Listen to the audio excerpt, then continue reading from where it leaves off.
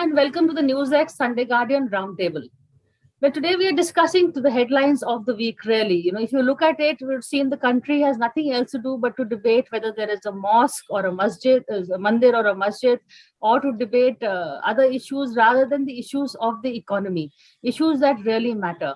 So that is something that we're discussing. Is the narrative, the politics of distraction that the country is facing when there is a price hike, when there is a wheat crisis, when there is a war going on in another part of the world? What is the country debating? What are the issues that we are facing? We know that the BJP wants to bring in the uniform civil code, and they're kind of preparing the ground for that. We suddenly see the headline being overtaken by this Gyanvapi mosque. वहाँ पे काशी में मंदिर था, मस्जिद था, पहले क्या था, बाद में क्या था, शिवलिंग थी, or was the shivling actually a fountain from a temple from a masjid in Calcutta? So a whole lot of headlines, a whole lot of stuff that is happening. But how relevant is it to our day-to-day life? And is this really what the citizens of the country want to debate?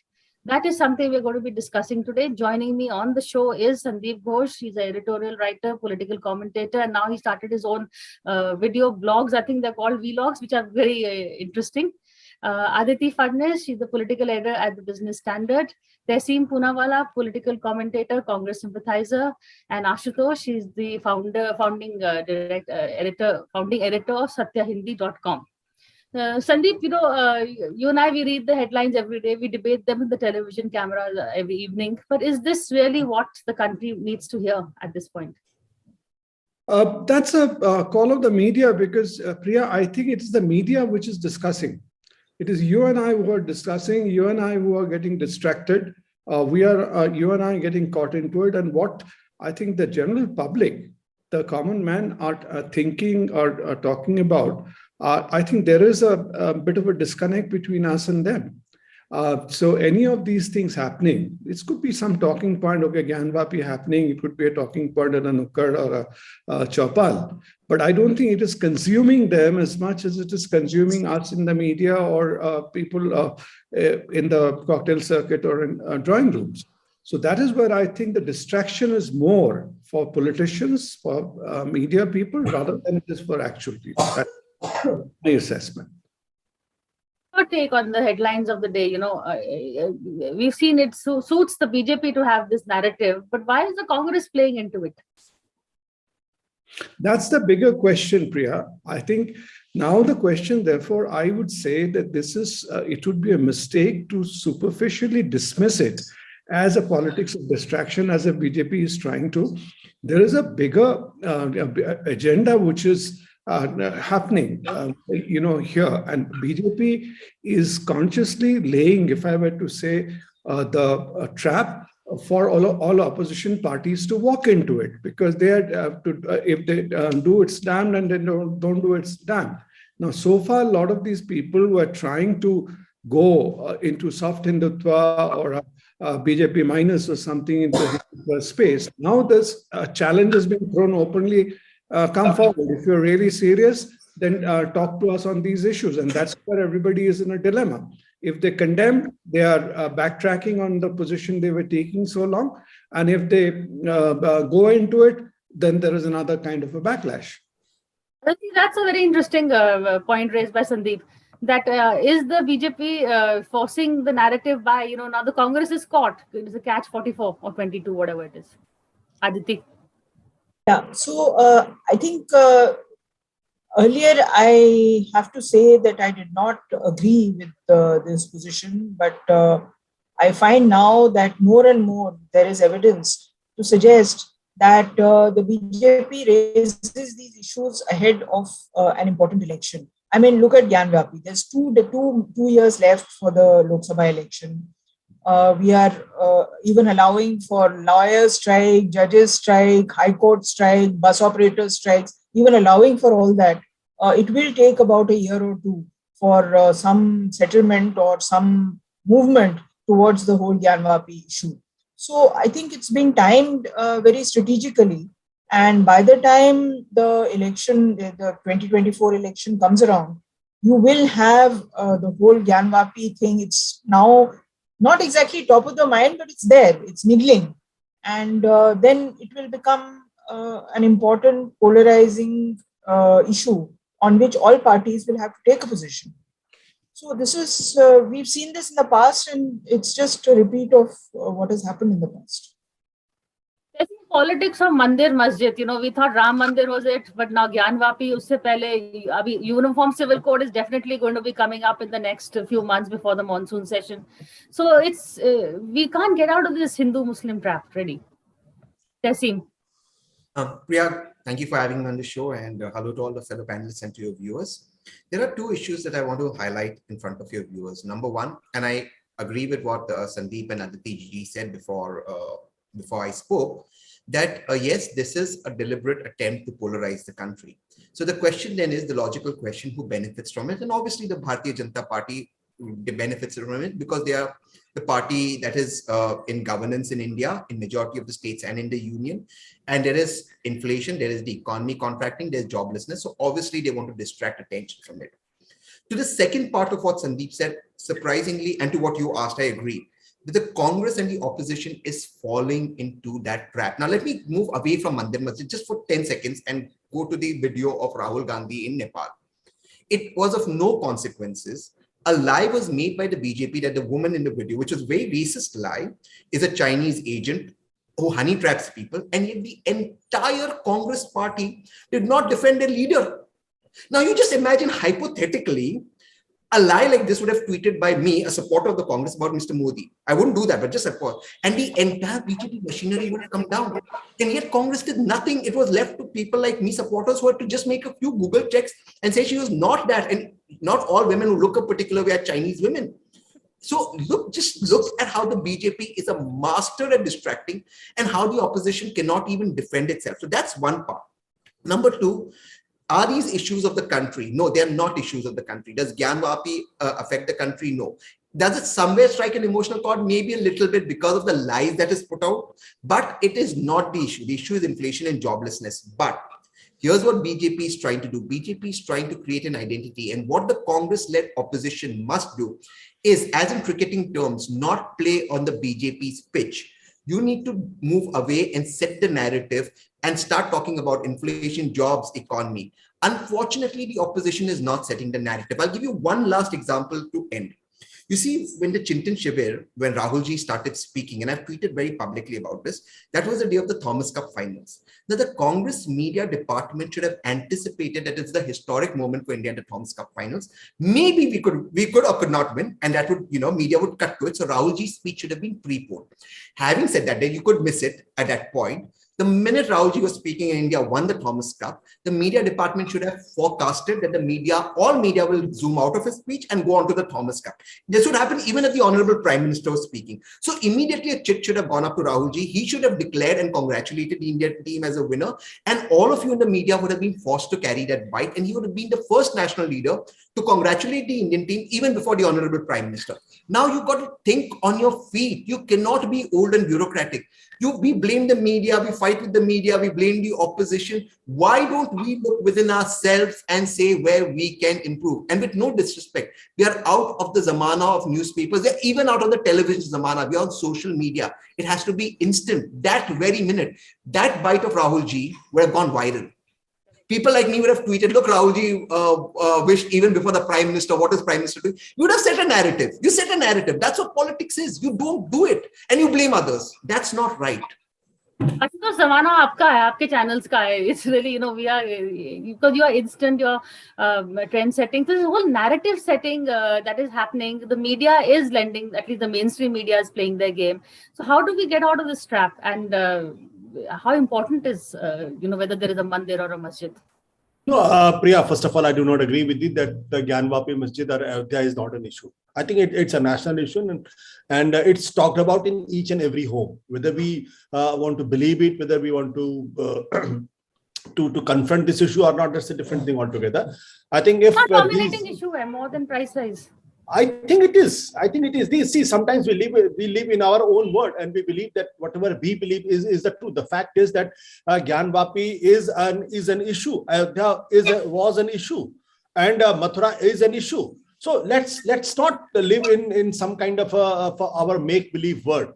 And what I am more worried is that it's very simple. India has gone back to 1984. If you remember correctly, in 1984, BJP had not taken a stand on the Ayodhya. It is started by RSS. It is started by VHP, prompted by RSS Devras. And then for over 3-4 years, the BJP kept quiet. It didn't take a stand on that. And suddenly in the Palampur, the BJP says that becomes on their agenda and they support the issue. Today, if you look at whether this Gyanvapi Masjid issue is prompted by BJP, no. Is it prompted by RSS? No. It is prompted by Vishnu Parishad? No.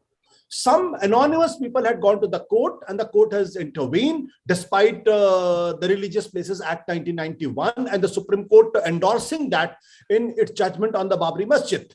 The court has entertained, the court has given sanctity that there is a shivling when the Supreme Court has also gone on that. Now the issue is that where is the BJP in it? Why we blame BJP? But that's where the catch is, because it's a very diabolical issue. RSS and the BJP is something which doesn't work like one organization.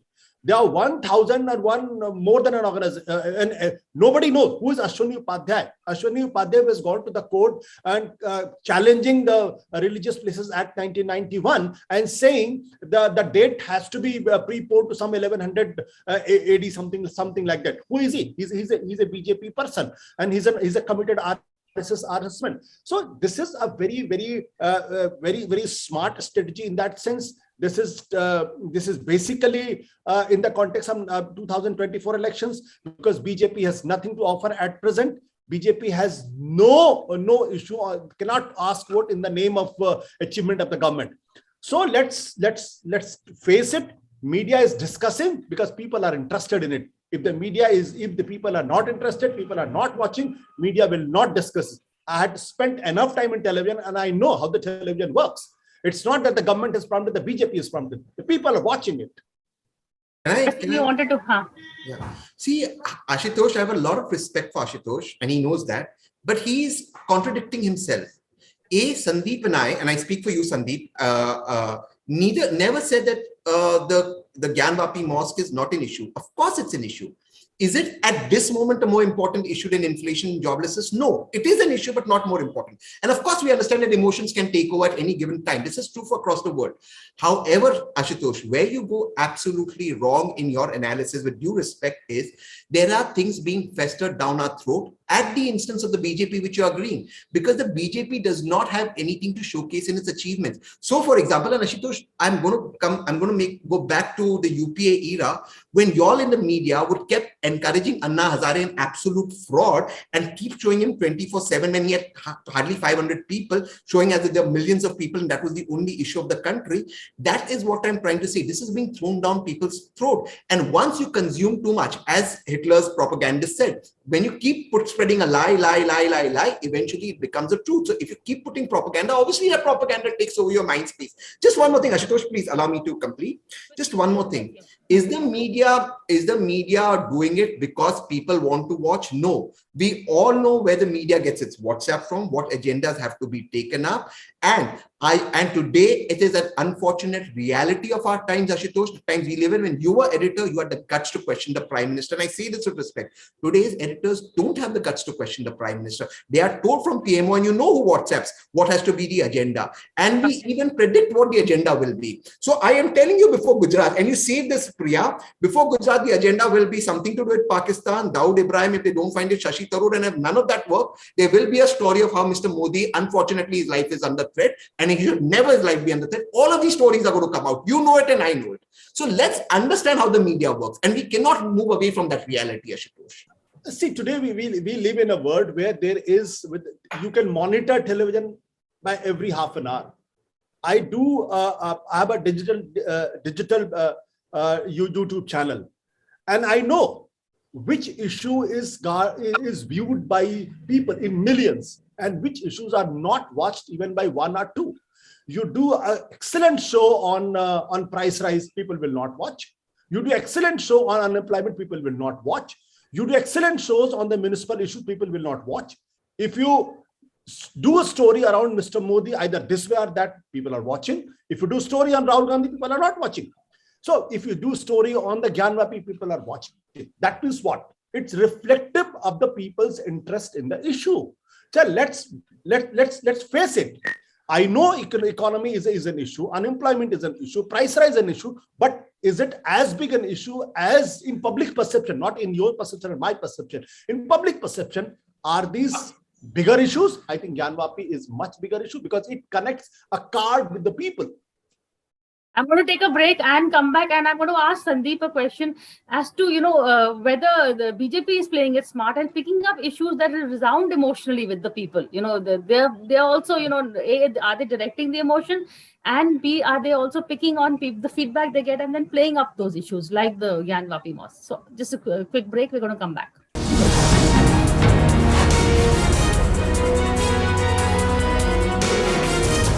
Hello and welcome back to the NewsX Sunday Guardian Roundtable. We are here discussing, the headlines of the day. Are these politics of distraction, or are these actually, are we reading the mood on the ground and picking up issues that the people really feel an emotional connect with? Issues of religion do have an emotional resound. Ashutosh does have a point in that, so I do stand corrected to an extent. But Sandeep, so is the BJP then being smart? They are picking up the mood and then bringing up those issues which they know will connect with the people. See, Priya, I would not comment in black and white. Okay. They know what resonates, so they will play on those issues. But it is not as if they're trying, to the point we keep on saying, they're trying to distract from the main thing, is not true. Because if today you and I have actually a problem getting 2 square meals at home, we won't get distracted by a Gyanvapi or something else, so unemployment, etc. Now, I will jump to a little bit of what Tehseen is saying. What Tehseen is talking about, media measurement or media sensing the media mood and other media strategy, these are no longer rocket science, okay? Like you have a Prashant Kishore, you have hundreds of media consultants who will tell you these things. But a question is the implementability of that and how you do it. Rahul Gandhi can make one tweet or speak about a Thomas Cup, but that's not going to make a difference until Rahul Gandhi has established that credibility. So, for example, Zakir Hussain goes and lends his shoulder for Shiv Kumar Sharma. It makes a big difference because Zakir Hussain has got a huge equity by himself. But if I or you want to do that, it's not news for anybody. But so Rahul Gandhi has to get to that stature, because when Modi makes that kind of a thing in the midst of his speech, he stops, it becomes something which people recognize. So I don't think it is a problem with us. Is we have always tried to, retrofit our judgment about Modi's success with these little things. Okay, he has done this and this got him the success. And these small things, but it is much deeper than that. If every Rahul Gandhi or anybody else just emulated Modi, as they say, you can't become a Gandhi by wearing a Gandhi cap. There is a whole lot of things you have to do to get there. So similarly is to do with a Modi or anybody. And just 1 second, Tehseen is saying about social media. I think, again, that is where Congress is getting it totally wrong. How much of social media really resonate with the normal people? And Rahul Gandhi, on this whole distraction point, he tweeted something yesterday comparing with Sri Lanka. First of all, the graphs are wrong. Okay, he's showing actually Indian unemployment falling. Well, so somebody has not even done the due diligence on the graphs. And then making that kind of a snide and very, very intellectual remark, how does it cut? If they really are serious about it, then that is something should have been a huge discussion point in Udaipur, amplified, people get to know, taken it to the people, down the line. Then so one tweet or one remark and saying that "Hum aapke saath hai" doesn't cut.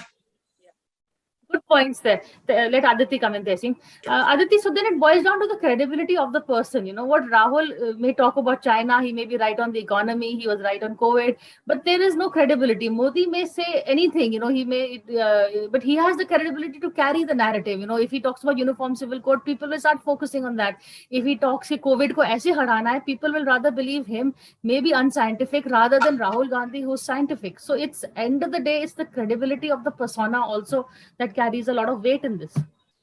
Aditi. And raising issues like Sri Lanka, which have absolutely no bearing on any count on India, is really stupid, frankly. It betrays a lack of serious intellectual gap, both about Sri Lanka and about India. Because there's no parallel at all between what is happening in Sri Lanka and what is happening in India. Aditi, I'll just interrupt for a second on this point. In fact, Ashutosh is talking about digital measurement. You will find, Ashutosh, correct me if I'm wrong, ordinary people are far more aware of what's happening in Ukraine than what's happening in Sri Lanka. So if Modi tomorrow says petrol prices are going up because of Ukraine, and that will go down much better with the public than you're talking anything of Sri Lanka and anybody saying that we are going the Sri Lanka way. Nobody's going to believe that. Sorry, Aditi. So that's one thing. Secondly, you are absolutely right. It is important to have credibility as a leader before making, even if you make statements which are impossible to believe. Of course, every statement that you make which cannot be believed erodes you as your credibility as a leader. I'm talking about Modi ji's statement about the way the Congress had treated a former, field marshal and so on, without taking any names, as well as many other things that he had done. So every time you say that, it reduces your stature and it tells people that you don't know what the hell you're talking about. But certainly it's important overall to be able to win elections in order to be Hriday Samrat. You can't be Hriday Samrat only by addressing meetings of your party people where you say, I'm telling you this and I'm telling you that. Also, the whole mannerism persona of Rahul Gandhi, Tehsim, he still hasn't, look at the speech at the Chintan Shivir since you brought it up. He's telling people, daro mat, ye mat karo. It's very condescending. It's very, main corrupt nahi hu. It's not about you. It's about exhorting the people, giving them some predna, as you would say, having a connect with people. What Rahul lacks is the connect. We were told that people went to Chintan Shivir and there was, on the train with Rahul Gandhi, journalists travel on the train, but they did not get to meet him. The idea was to do a connect. Journalist trek to Vaishno Devi. The thing, they wanted to do the trek, but they were covering Rahul's campaign. They're hoping to get some, soundbite, some meeting, some off the record thing. He just ignores them. So that is the problem, that the connect nahi hai. They seem. No, so I don't want to make this individual about Rahul ji, because this wasn't about Rahul ji. This is about the media and the polarization in that time. So we'll discuss Rahul ji some other time. But I do concede to one point, and I made that in my opening remarks. The BJP will do what suits its agenda. And that's what they have to do. So Hindu-Muslim suits the BJP's agenda. वो बात करेंगे ताज की, आप बात करो आज की. वो बात करेंगे हिंदू मुसलमान की, आप बात करो इंसान की. वो बात करेंगे पाकिस्तान की, आप बात करो हिंदुस्तान की. Who's stopping you? Now the thing is that you must have a comprehensive strategy, which is a long-term strategy. That can't be a cut-paste copy job. So I actually concede what Sandeep is saying. One interruption here or one point there will not make a difference. But what is your long-term goal to reach out to the media? Now, I firmly believe, and this is me as a political analyst, that you should not boycott anyone in the media. Why is the Congress not here on your show? They should be here on your show. So what I'm trying to say is, don't boycott people. Make an outreach, talk to people, start putting your agenda across. That is when your voice will start getting heard. And at the same time, see what if I firmly believe. Of course, Gyanvapi is an issue. Of course, an emotional issue will connect. Just like a fake Lokpal issue connected to people. Most people did not know what the Lokpal issue was. Most people did not even understand how draconian a Lokpal bill that Anna Hazare, that thug Anna Hazare and Arvind Kejriwal. And I say this with respect to, with no respect to Anna Hazare, were put out. Let's not do a Lokpal debate, but I get your point. But it was emotional. It just got people emotional. So of course emotions work. Now, how do you connect with people emotionally is what you have to figure out. And that requires a comprehensive strategy. So if they are bringing a mandir issue to connect emotionally, you must bring up an issue of how your children are hungry, how they don't have jobs, you have to play another card. It may fail. I'm not saying it will succeed. But today you have no card. What is the Congress's position on UCC? Can you tell me as an as a political analyst who all his life has voted for the Congress, I don't know. And UCC is going to be BJP's calling card. And mind you, BJP won't bring in UCC in 2024. They will keep that card for 2029 because the BJP has credibility with Article 370 and Ram Mandir. So they will dangle that carrot. How will the Congress articulate it? So you have. Let me get Ashutosh in also. Priya, the problem with the Congress party and the Rahul Gandhi is that what is the alternative they are projecting? See, the BJP's plus point is they got a charismatic leader, they got a robust organization, and they have a world view. Congress at one point of time had world view. Today they have to offer an alternative world view, a thought process. It's something like that. There is a restaurant and the Congress has opened another restaurant. But in that restaurant, what menu they are offering, that in that restaurant, everything is bad. Come here. They are not offering what is on your platter. So Congress will take a stand on UCC. Congress will take a stand on the Gyanvapi within a larger framework of a thought process. That larger framework of thought process is missing. That's the biggest drawback with the Congress party. Secondly, Congress party sooner and the later, and especially Sonia Gandhi, forget about the other congressmen, they have to realize that Rahul Gandhi is not fetching them votes. It's like 1984 moment for Atal Bihari Vajpayee. Atal Bihari Vajpayee was failed as a leader who could get vote. So the BJP and RSS got Lal Krishna Advani at the front, changed their worldview. But that did not mean that the BJP was dumping Atal Bihari Vajpayee. They brought him back in 1996. He became the prime minister for 6 years. Rahul Gandhi has to realize this is Atal Bihari moment of 1984. He might be a great prime minister in the future, but right now he's a liability. The Congress has to find a Lal Krishna Advani who could deliver, who can make a connect with the people and make people realize that here is a Congress party who can fight with Modi and BJP. Unfortunately, that is not happening. The Congress going back to Rahul Gandhi, it's a Thomas Cup or no Thomas Cup. It doesn't matter. Mr. Rahul Gandhi, you have to step back. On that note, we're talking about politics of distraction, narrative setting. The whole problem is there is just one narrative that is being set. There is no alternative narrative. And that really brings us to our age-old problem of the fact that there are no alternatives really. The ball really, the onus lies in the opposition's court and being so that primarily in the Congress's court. But that's it for now. Thank you for watching this show. We'll see you again, same time next week.